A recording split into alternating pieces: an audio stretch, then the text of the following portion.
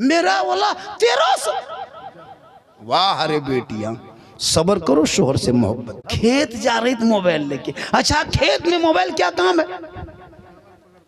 खेत में मोबाइल क्या वो पानी खींचेगा?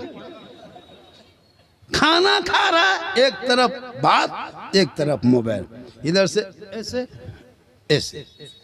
लड़का लोगों को देखिएगा, मोबाइल हिलाया भात खाया, मोबाइल हटा के गोबर, भात हटा के गोबर रख दो, गोबरों मारो, उसको नशा है उधर, मोबाइल का नशा।